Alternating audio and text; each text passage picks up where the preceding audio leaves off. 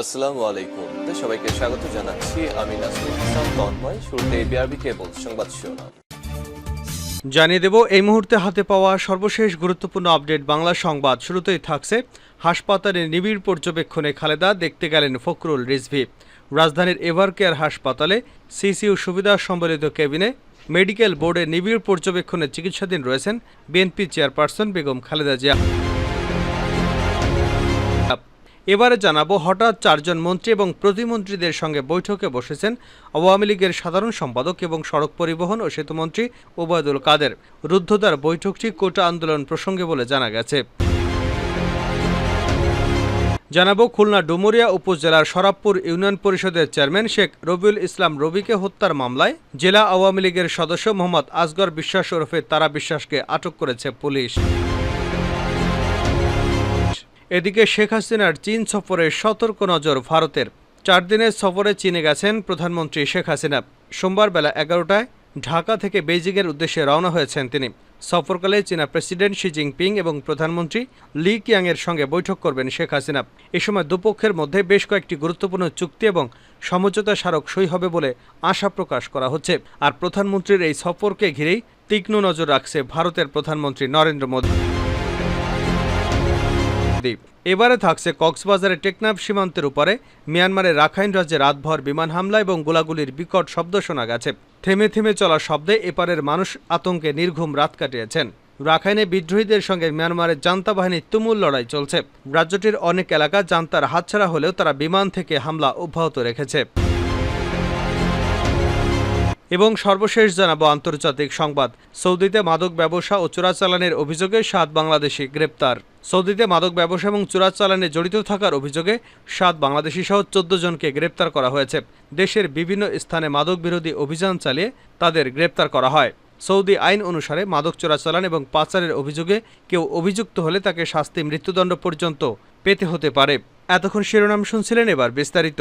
প্রিয় দর্শক, আপনি যদি এই চ্যানেলে নতুন হয়ে থাকেন, ভিডিওটি দেখতে দেখতে চ্যানেলটি সাবস্ক্রাইব করে আমাদের সঙ্গে থাকুন। আর এই ভিডিও সম্পর্কে আপনি আপনার মূল্যবান মতামতটি কমেন্ট বক্সে জানিয়ে দিন। আর হ্যাঁ প্রিয় দর্শক, জানিয়ে দিন ভিডিওটি কোথা থেকে দেখছেন। হাসপাতালে নিবিড় পর্যবেক্ষণে খালেদা জিয়া দেখতে গেলেন ফখরুল রিজভী। রাজধানীর এভার কেয়ার হাসপাতালে সিসিইউ সুবিধা সম্বলিত ক্যাবিনে মেডিকেল বোর্ডে নিবিড় পর্যবেক্ষণে চিকিৎসাধীন রয়েছেন বিএনপি চেয়ারপারসন খালেদা জিয়া। তাকে দেখতে বেলা 12টার দিকে হাসপাতালে গিয়েছেন মির্জা ফখরুল ইসলাম আলমগীর। এর আগে খালেদা জিয়াকে দেখতে হাসপাতালে যান বিএনপির সিনিয়র যুগ্ম মহাসচিব রুহুল কবির রিজভী। খালেদা জিয়ার ব্যক্তিগত চিকিৎসক ডক্টর এজএম জাহিদ হোসেনের বরাত দিয়ে বিএনপির মিডিয়া সেলের সদস্য সাইরুল কবির খান এ তথ্য জানিয়েছেন। হঠাৎ অসুস্থ হয়ে পড়লে আজ ভোর 4:50 তাকে হাসপাতালে ভর্তি করা হয়। সর্বশেষ 22 জুন গভীর রাতে হঠাৎ অসুস্থ হয়ে পড়লে বিএনপি চেয়ারপারসনকে এভার কেয়ার হাসপাতালে ভর্তি করা হয়। পরে গত 23 জুন খালেদা জিয়ার হৃদযন্ত্রে পেসমেকার বসানো হয়। চিকিৎসা শেষে গত 2রা জুলাই গুলশানের বাসায় ফেরেন তিনি। হৃদরোগ বিশেষজ্ঞ অধ্যাপক ডাক্তার শাহাবুদ্দিন তালুকদারের নেতৃত্বে বিশেষজ্ঞ চিকিৎসকদের নিয়ে গঠিত মেডিকেল বোর্ডের অধীনে খালেদা জিয়া চিকিৎসাধীন ছিলেন।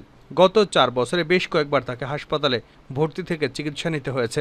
79 বছর বয়সী খালেদা জিয়া ডায়াবেটিস, আর্থাইটিস ছাড়াও হৃদরোগ, ফুসফুস, লিভার এবং কিডনি সহ বিভিন্ন জটিল রোগে ভুগছেন। হঠাৎ মন্ত্রী প্রতিমন্ত্রীদের নিয়ে রুদ্ধদ্বার বৈঠকে ওবায়দুল কাদের। হঠাৎ 4 জন মন্ত্রী এবং প্রতিমন্ত্রীদের সঙ্গে বৈঠকে বসেছেন আওয়ামী লীগের সাধারণ সম্পাদক এবং সড়ক পরিবহন ও সেতুমন্ত্রী ওবায়দুল কাদের। রুদ্ধদ্বার বৈঠকটি কোটা আন্দোলন প্রসঙ্গে বলে জানা গেছে। সোমবার দুপুর 12:30টায় ধানমন্ডিতে আওয়ামী লীগ সভাপতি রাজনৈতিক কার্যালয়ে সংবাদ সম্মেলন করেন ক্ষমতাসীন দলের সাধারণ সম্পাদক ওবায়দুল কাদের। সংবাদ সম্মেলন শেষে দপ্তর কক্ষে চলে যান ওবায়দুল কাদের। জানা গেছে, হঠাৎ করেই বৈঠকটির আয়োজন করে আওয়ামী লীগ। বৈঠকে শিক্ষার্থীদের কোটা আন্দোলনকে গভীরভাবে পর্যবেক্ষণ, আইনগত দিক, করণীয় সম্পর্কে আলোচনা হতে পারে। বৈঠকে সেতুমন্ত্রী ওবায়দুল কাদের ছাড়াও আইনমন্ত্রী আনিসুল হক, শিক্ষামন্ত্রী মহিবুল হাসান চৌধুরী, শিক্ষা প্রতিমন্ত্রী শামসুন্নাহার চাপা, প্রাথমিক এবং গণশিক্ষা প্রতিমন্ত্রী রুমানা আলী এবং তথ্য প্রতিমন্ত্রী মোহাম্মদ আলী আরাফাত অংশ নিয়েছেন। এর আগে সংবাদ সম্মেলনে ওবায়দুল কাদের বলেন, এই কোটা আন্দোলনে পলিটিক্সের উপাদান যুক্ত হয়ে গেছে। আমাদের ডিভাইসিভ পলিটিক্স, পোলারাইজড পলিটিক্স এখানে যুক্ত হয়ে গেছে। কারণ বিএনপি প্রকাশ্যে এবং তাদের সমমনারা এই কোটা আন্দোলনের উপর ভর করেছে, তারা সাপোর্ট করছে প্রকাশ্যেই। তিনি বলেন, সাপোর্ট করা মানেই তারা এর মধ্যে অংশগ্রহণ করেছে, কাজেই এটা এখন আর কাজেই এটা এখন পোলারাইজড পলিটিক্সের ধারার মধ্যে পড়ে গেছে।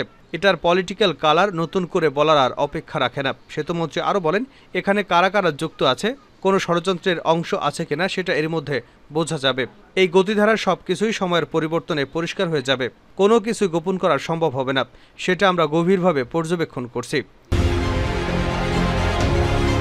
ইউপি চেয়ারম্যানকে হত্যায় আওয়ামী লীগ নেতা আটক। খুলনা ডুমুরিয়া উপজেলার সারাবপুর ইউনিয়ন পরিষদের চেয়ারম্যান শেখ রবিউল ইসলাম রবিকে হত্যার মামলায় জেলা আওয়ামী লীগের সদস্য মোহাম্মদ আজগর বিশ্বাস ওরফে তারা বিশ্বাসকে আটক করেছে পুলিশ।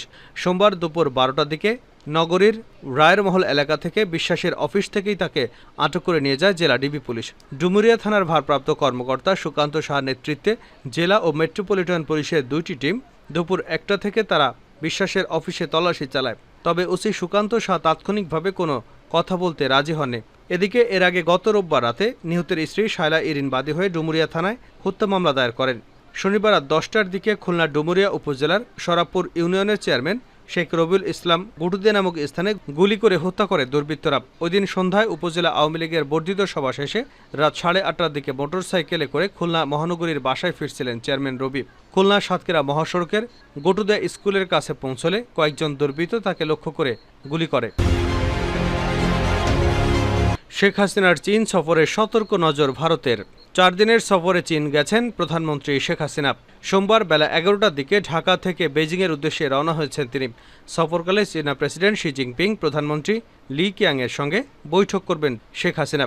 এ সময় দুপক্ষের মধ্যে বেশ কয়েকটি গুরুত্বপূর্ণ চুক্তি এবং সমঝোতা স্মারক সই হবে বলে আশা করা হচ্ছে। সরকার প্রধান হিসেবে এ নিয়ে পঞ্চমবার এবং টানা 4র্থ মেয়াদে পুনর্নির্বাচিত হওয়ার পর এটি শেখ হাসিনার প্রথম চীন সফর।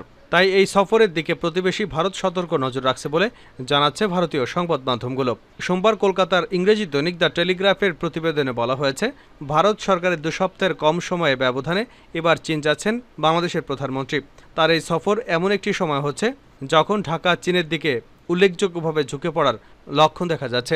টেলিগ্রাফের দাবি, শেখ হাসিনার সফরকালে চীন বাংলাদেশ দ্বিপাক্ষিক সম্পর্কের একটি ব্যাপক কৌশলগত প্রতিযোগিতামূলক অংশীদারিত্বে উন্নত হতে পারে, যেটিকে অন্যান্য দেশের সঙ্গে 3য় সর্বোচ্চ স্তরের সম্পর্ক হিসেবে বিবেচনা করে চীন।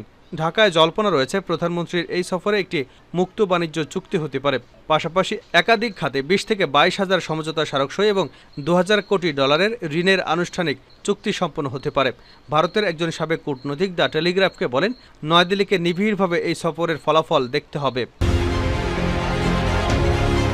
সৌদিতে মাদক ব্যবসা ও চোরাচালানের অভিযোগে 7 বাংলাদেশি গ্রেপ্তার। সৌদিতে মাদক ব্যবসা এবং চোরাচালানে জড়িত থাকার অভিযোগে 7 বাংলাদেশি সহ 14 জনকে গ্রেপ্তার করা হয়েছে। দেশের বিভিন্ন স্থানে মাদক বিরোধী অভিযান চালিয়ে তাদের গ্রেপ্তার করা হয়। রোববার গলফ নিউজের এক প্রতিবেদনে এ তথ্য জানানো হয়েছে। সৌদি আরবের মাদকদ্রব্য নিয়ন্ত্রণ অধিদপ্তরের পরিচালক জানিয়েছেন, গ্রেপ্তার 7 বাংলাদেশের কাছ থেকে 3.3 কেজি উচ্চ আসক্তি সৃষ্টিকারী বিপজ্জনক মেথামফেটামিন ও 12,432 পিস অ্যামফিটামিন ট্যাবলেট পাওয়া গেছে। এছাড়া তাদের বিপুল পরিমাণ হাশিশের ব্যবসা এবং চোরাচালানের সঙ্গে সম্পৃক্ত রয়েছেন। তিনি জানান, মাদকদ্রব্য নিয়ন্ত্রণ অধিদপ্তরের কর্মকর্তারা 21,000 অ্যামফিটামিন ট্যাবলেট চোরাচালানের দায়ে 2 সিরিয়ান এবং 1 সৌদি নাগরিককে গ্রেপ্তার করে। প্রতিবেদনে বলা হয়েছে, পৃথক অভিযানে 75,600 এমফিটামিনসের ট্যাবলেট সহ 1 প্রবাসী এবং 1 সৌদি নাগরিককে মদিনা থেকে গ্রেপ্তার করে। এছাড়া সীমান্ত রক্ষীরা দক্ষিণ পশ্চিমাঞ্চলের প্রদেশ জিজানে লঙ্ঘনকারী 2 ইথিওপিয়ানকে গ্রেপ্তার করে। সীমান্ত দিয়ে বিপুল পরিমাণ মাদক পাচারের চেষ্টা করছিলেন তারা। সৌদি আরব সাম্প্রতিক মাসগুলোতে মাদক পাচার এবং চোরাচালানকারীদের বিরুদ্ধে কঠোর অবস্থান নিয়েছে। দেশটিতে কার্যত মাদকের বিরুদ্ধে যুদ্ধ চালাচ্ছে প্রশাসন। এর আগে চলতি মাসের শুরুতে সৌদি আরবের জাকাত, ট্যাক্স এবং কাস্টমস কর্তৃপক্ষ জানায়, কাস্টমসের কর্মকর্তারা জেদ্দা বন্দরে একটি চালানে লুকানো 34,33,987টি ক্যাপটাগন পিল পাচারের চেষ্টা রুখে দিয়েছে। এর আগে গত মে মাসে সৌদি আরবের মাদক কারবারিরা পুলিশ কংক্রিটের ব্লকের চালানে লুকিয়ে রাখা 47 লাখ অ্যামফিটামিন ট্যাবলেট জব্দ করেছিল। এছাড়া ওই সময় চালানের সঙ্গে জড়িত 2 প্রবাসীকেও গ্রেপ্তার করা হয়েছিল। সৌদি আইন অনুসারে মাদক চোরাচালান এবং পাচারের অভিযোগে কেউ অভিযুক্ত হলে তার শাস্তি মৃত্যুদণ্ড পর্যন্ত হতে পারে।